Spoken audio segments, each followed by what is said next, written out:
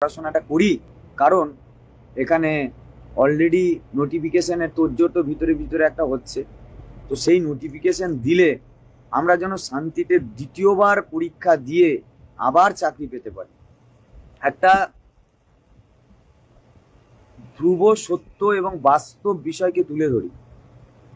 অনেকে যারা ভাবছেন যে তারা পরীক্ষা দিয়ে দ্বিতীয়বার আবার পাস করতে পারবেন, তাদেরকে বলি, কেন এই যদি আপনার এই প্যানেল বা এই চাকরি আপনি ফেরাতে না পারেন, তাহলে ডিসেম্বরের পর আপনি যত বড়ই বিদ্বান হন, তাহলে আপনাকে আপনার অবস্থা একেবারে চরম এবং চরমতম শোচনীয়তার মধ্যে দিয়ে যাবে।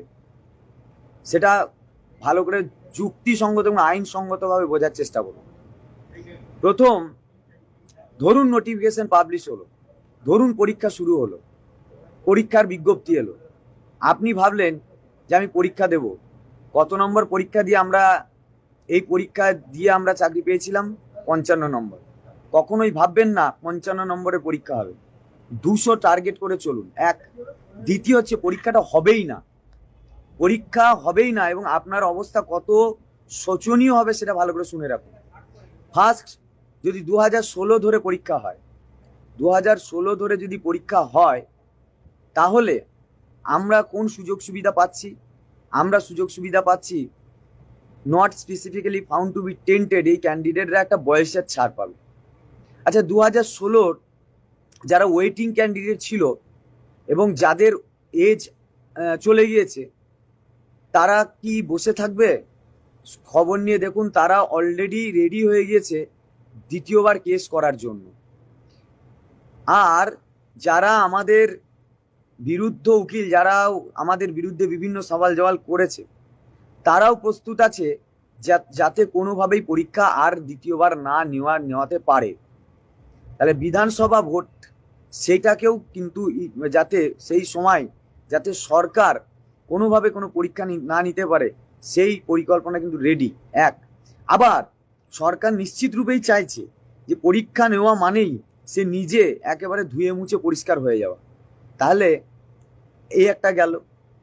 দ্বিতীয়, যদি মানে 16 ছাড়াও সবটা নিয়ে, মানে বর্তমান নিয়েও যদি পরীক্ষা হয়, বর্তমান ব্যবস্থা নিয়েও যদি সবটা নিয়ে যদি পরীক্ষা হয়, তারপরেও কিন্তু কেস হবে, তারপরেও কেস হবে।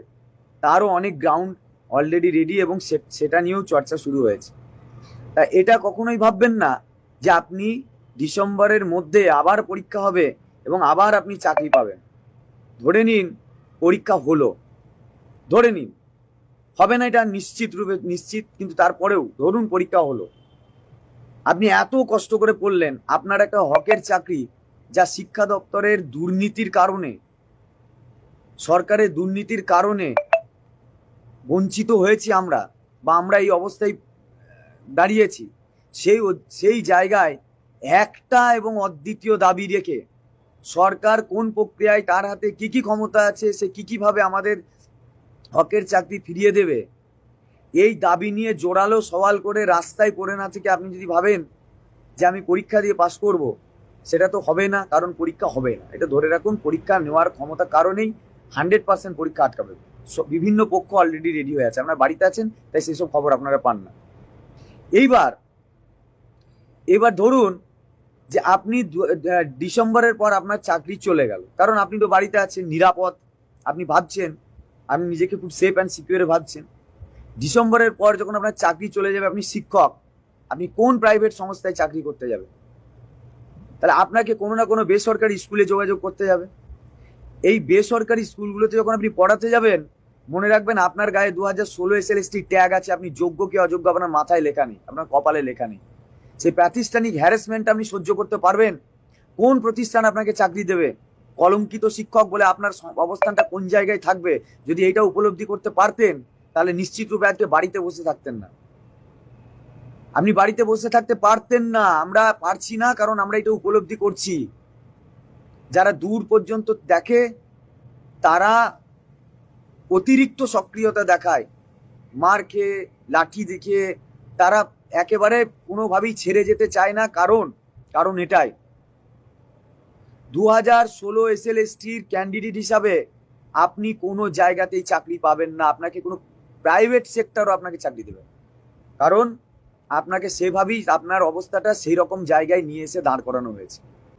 কোনো নেতাকে ধরে তোর সহজলভ্যভাবে টাকা দিয়ে চাকরি পায়নি, তাহলে হকের চাকরিটা আপনি ছেড়ে দেবেন, এটা আপনাদের খারাপ লাগছে না? এটা মনে হচ্ছে না যে না না সত্যি আমাদের কিছু করার দরকার?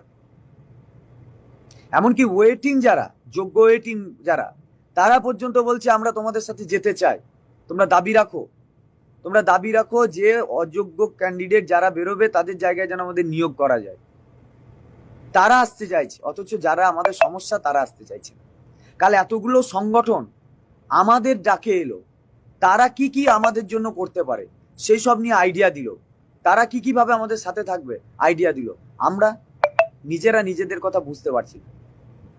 আমরা জানি না আপনাদের সবার আরো ভালো ভালো কোনো পথ এই চাকরিটা ছাড়াও হয়ে আছে কিনা।